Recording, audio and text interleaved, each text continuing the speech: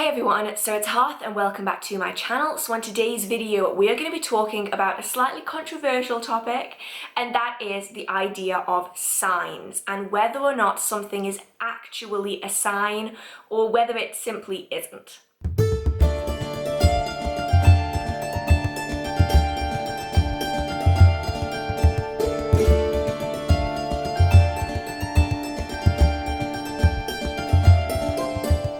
So a lot of people, particularly beginners, are massively invested in the idea of signs, especially when it comes to spellwork manifesting, spirits, and especially deities.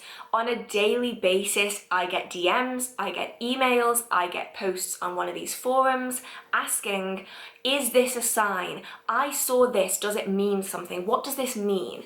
And I want to say right now at the start of this video, usually it means nothing, and a lot of people don't want to accept that. So I'm going to kind of tally through a few of the different varieties of signs and really talk about what would make it a valid sign and what makes it just something that you see. So the first type of sign is an animal sign. Now these are the ones that get posted about most frequently on forums and websites.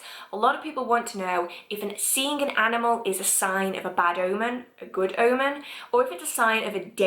In particular, I see it a lot about deities. Beginners are very quick to rush into finding their deities, and they're always looking for signs. So when it comes to animals, what makes an animal a sign? Well, a lot of the posts that I see are very obviously not signs. I left a room for a few seconds, I came back and there was a spider. I've never seen a spider in the house, therefore it must be a sign. We have to remember when it comes to animals that they exist in their own right. Animals don't exist solely for the entertainment of humans. They also don't exist solely to give us signs of omens or deities. That isn't what their existence is. Animals will behave in their own way. They will travel to locations where they want to travel to. They aren't guided solely by the omens and by the deities that connect with them. And that's something that a lot of people don't seem to understand. It's important to take into consideration the cycles of these animals. If you are seeing more birds appearing in the spring and the summer, that doesn't necessarily mean it's an omen or a deity. That means that those individuals are more active because of the season, or they've undergone a migration that's meant that they now are back in your location again. I get a lot of posts and a lot of questions around September, October, asking about spiders. It's always spiders in the autumn seasons. A lot of people think it's a bad omen, a lot of people think it's connected to a deity. The reality of it is, spiders are more commonly seen inside during the winter because it's less harsh inside than it is outside. Spiders, birds, insects, animals in general, they have their own agenda, they do their own thing, and it's important to take that into consideration. If you are suddenly seeing a lot more butterflies in April than you were in January, you have to initially think to yourself, why? And the main reason why you're likely seeing more of an animal suddenly out of nowhere is because that animal is now more active because of the weather and the seasons in your location. So 9 times out of 10, seeing an animal is not a sign. It just means that you have seen an animal. So when are animals signs? So signs are typically repeated unusual sightings of something or other. So when it comes to animals, it may well be a repeated sighting of something within your day-to-day life. Now by that I don't mean I saw 5 pigeons today. What deity is connected to pigeons? I don't mean like that. What I mean is that a deity, if they are very connected to animals, you might find that animal cropping up in lots of different areas of your life. It's not just going to be physical animals. It will be things that you see in movies, it will be posters that you see, it will be books, it will be things in dreams, it will be visuals around you. They don't just have to be the living, breathing animal. It's often repeated sightings of things. So when it comes to animals, it's really difficult to draw the line because a lot of people will jump the gun and they will go, hey, I saw 4 snakes today, it must be a sign.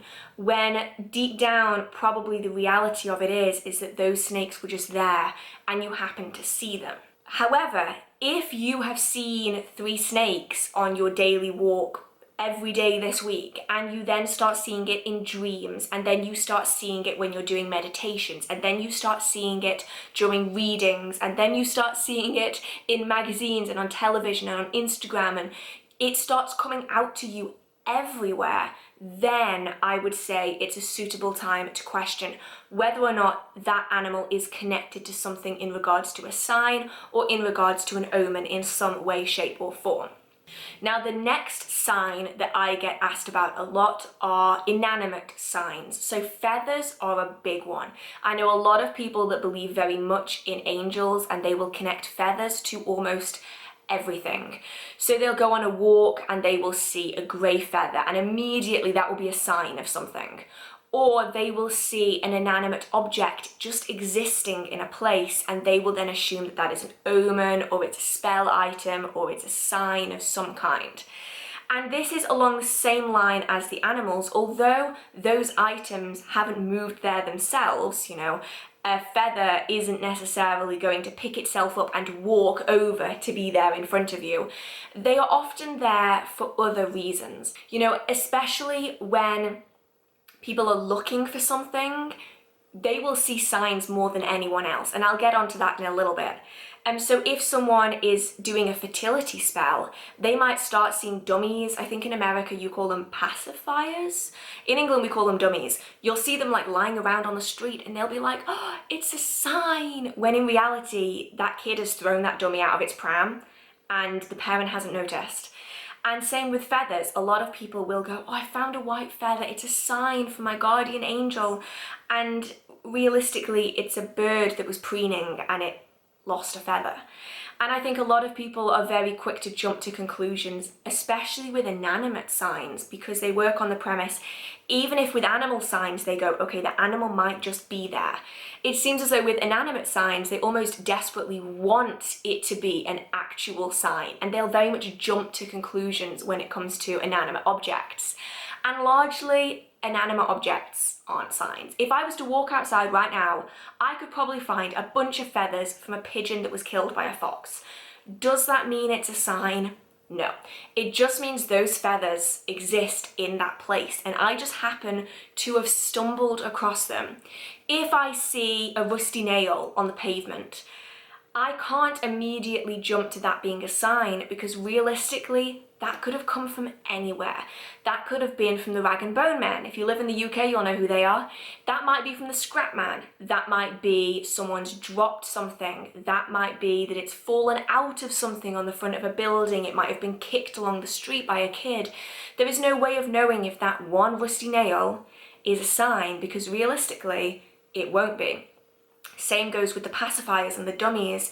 Any item like dolls, people often freak out at dolls. But realistically, that's nothing to be scared of or to be concerned about, because a child has probably just dropped it. Realistically, that is what has happened. And when it comes to signs, once again, especially inanimate signs, it's all about that repeated behaviour. So if you're seeing a rusty nail outside of your front door, don't think anything of it, it's probably just a rusty nail. But if you then start seeing rusty nails everywhere else, and then you start having dreams connected to rusty nails and what they represent, and if you start in your meditations or in your readings, you start seeing things that connect everything together, then it's time to consider it a sign. If you work with angels, for instance, I would hope that any of you that work with angels would be able to acknowledge that a feather is sometimes just a feather. You know, 9 times out of 10, a feather is just a feather. But if you are experiencing seeing multiple white feathers, for instance, white feathers are often considered to be a sign from a passed over loved one. It then might be time to be doing some readings, to be doing some spirit work, to see whether it is connected. Connect the dots up with actual practice. Don't connect the dots up with what you want it to be. That's what a lot of people will do. They will see a bunch of things that are not connected to one another, and they will connect the dots themselves with what they want it to be. And it's really important to not do that. You can't jump to conclusions. You're going to have to connect the dots for yourself with very viable practices, so things like divination, with journeying, with meditation, with trance work, you're going to want to join those dots so that you form an actual legitimate picture of what is happening rather than just jumping to conclusions. So the third type of sign that I get a lot of conversation about are spellwork signs. Now, this can be anything from candle flames to glass breaking to candles putting themselves out to things not burning properly. You find this largely with candle magic. Actually, a lot of people will jump to a lot of conclusions when it comes to candle magic that they probably shouldn't. I specialize primarily in candle magic. It's my favorite form, and so every time I get a question about this, I will typically always respond as best as I can. And I have to say, a lot of people do make some strange leaps. They really jump to conclusions when it comes to candle magic in particular. So especially when it comes to candle magic, there are a few that I see repeatedly. The first is, why did my candle flame go out? Now, within some workings, a candle flame going out for no reason at all is often a sign of that working in one way, shape or form. Often if a candle flame goes out by itself, it means that you don't need to put any more energy into it. It's going to manifest anyway, or that working is unnecessary at the moment. But that's only if there is no normal, mundane reason for that candle flame to go out. A lot of people will send me DMs, they'll send me messages being, help, my candle flame went out, what does it mean? Is it a bad sign? Do I need to cleanse my house? What do I need to do? And often I have to ask them the same questions. What size is the wick? Has the wick curled up? And is the wick currently submerged in wax? And usually it's yes to at least one of them. So a lot of people, especially when they're making cheap candles, will use incorrect sized wicks. The wick will be way too small for the candle that it's being used in. So what will often happen is, as the wax is melting, if the wick is incorrect for the size of candle, or it's the wrong type of wick for the wax, the wick will actually curl up and it will put itself out in the wax. It will burn itself down as far as it can go, and the wax will just snuff out the candle. And then there's nothing you can really do besides digging out the wick to get that candle to relight again. Now, a lot of people would consider this a sign, but personally, once you know why it's caused, you then know that it's not a spiritual reason. It's simply the way the candle was made. Another big one that I see is this one candle out of all of them is flickering, it's doing something weird, it's spitting, it's sparking. What is going on with it? Usually my question is that candle a different variety?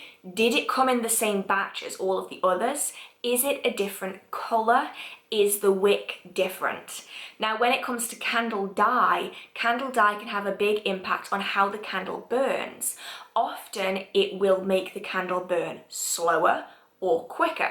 So you'll often find that some colours will increase the speed of burn, others will slow it down. So I personally have found that black candles typically burn slower, especially in beeswax, than other colours of the same candle. It's the dye that interacts with the wax, that interacts with the flame, that changes the speed of burning. So if you're burning two different coloured candles and one burns faster than the other and they are two different colours, it's likely the colour that is changing how fast it burns rather than anything else.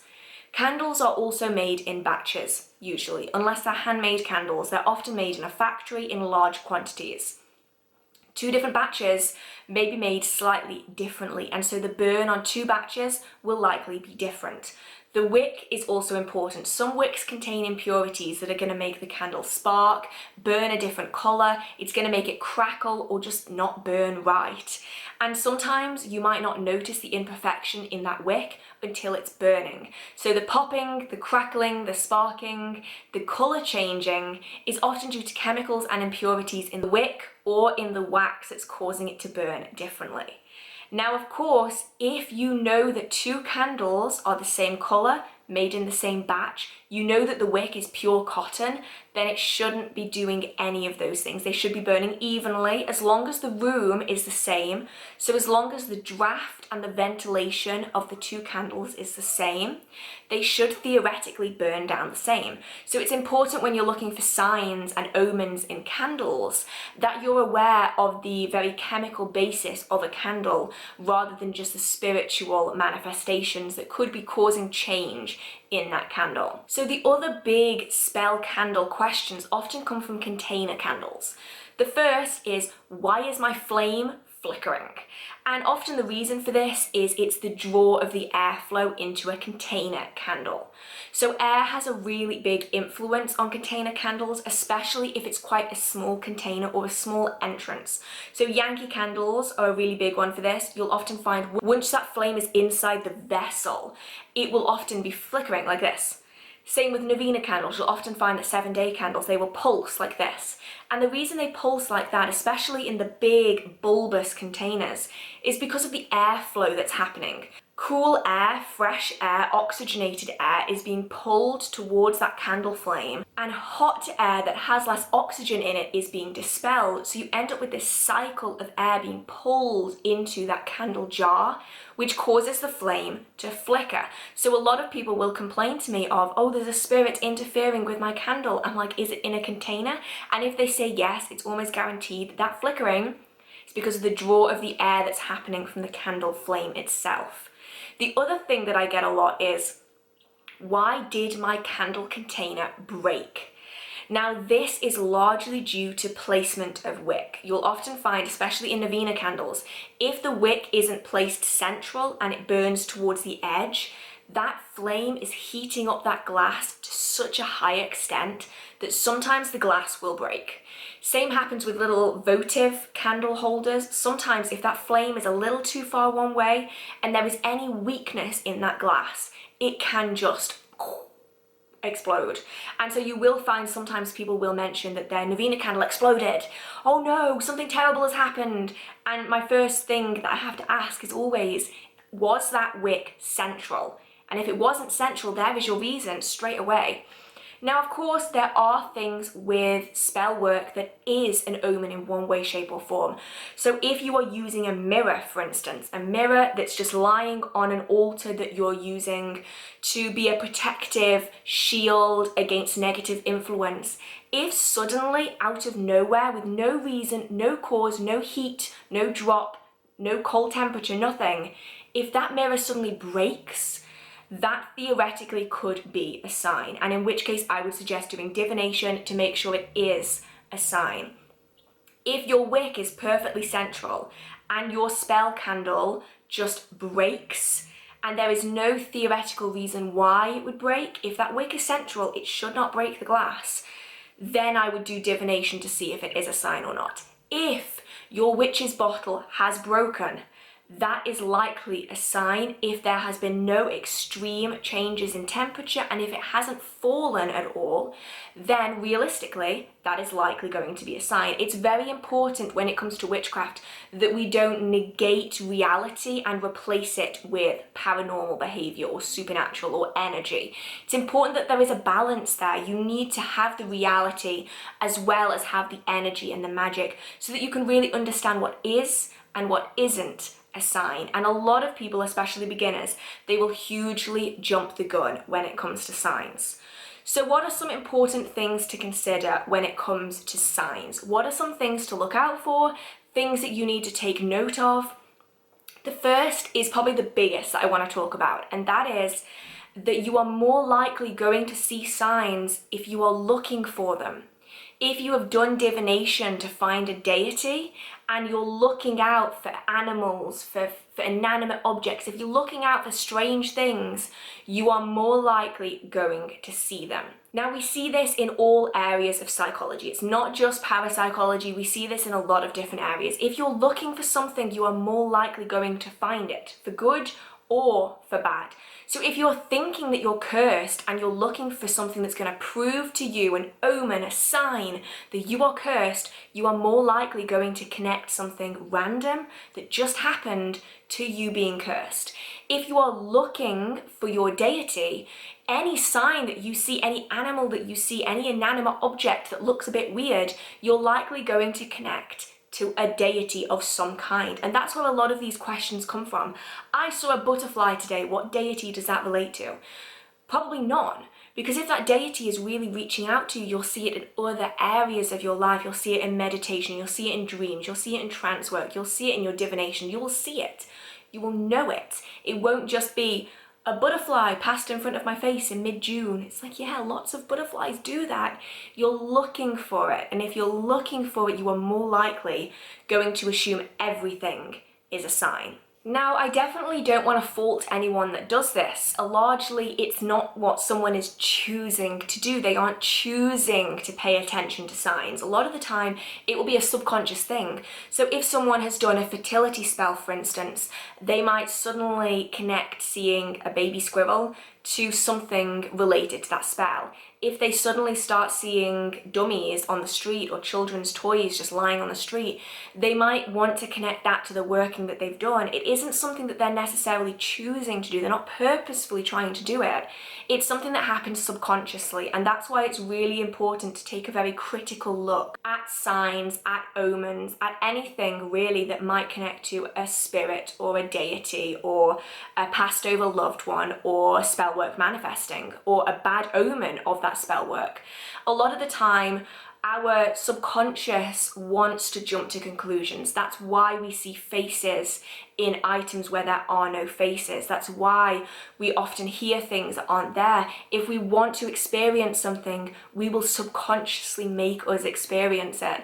And that's why, similarly, a lot of curses and hexes don't actually exist. Yes, people do get cursed, people do get crossed, people do get jinxed and hexed. But a lot of the time, it's that fear of being cursed and hexed that almost manifests the signs and the symptoms of a curse and a hex. The same applies to that as it does to signs and omens. It's very important when you're doing it that if you are going to be looking out for signs, that you are backing it up with other things. So doing your divination, doing your meditations, doing journeying or trance work, if that's something that you think might help you, especially when it comes to finding deities, meditation, journeying, trance work is fantastic for tapping into that. Typically, if a deity is reaching out to you, it isn't just going to be in a pigeon that you saw on Tuesday afternoon at 2 o'clock. It's going to be coming to you subtly in other areas of your life that maybe you haven't picked up on yet. So it's definitely worth going in, doing some divination, doing some meditation, taking note of any signs that you think you're seeing. So then later on, you can piece it all together and see whether in reality that was connected to it, or was it just you being hopeful that it was connected to it. Now, a lot of more advanced practitioners, they have a bit more of a critical eye when it comes to signs. I know a lot of my friends are a lot more critical of signs and symbols than beginners maybe are. A lot of beginners want to jump in and believe that everything is a sign, and honestly, it really isn't. I hope that this video has been useful. I hope that it didn't come off too harshly. I never want anything to come off harshly. I mainly just felt as though I needed to share just a little bit of insight on signs, because I know that a lot of beginners will immediately jump to it was a sign, and they then get disappointed when that maybe doesn't manifest or that wasn't their deity. And I feel as though it's really important to say that not everything is a sign, and it's very important to take a critical look at signs and acknowledge that sometimes it's just us wanting it to be something more significant than maybe it is. So if you did enjoy this video, feel free to give it a like. It really, really means so much to me. If you do have any questions, comments, concerns, video ideas, or just want to chit chat with the community down in the comment section, feel free to post a comment. And if you do enjoy the magical content on this channel or in this video, feel free to hit subscribe. I do try my best to post magical content every Wednesday and every Saturday at 6 p.m. So I hope you guys have a marvelous magical day. I hope you are all staying safe, and I will see you in the next video.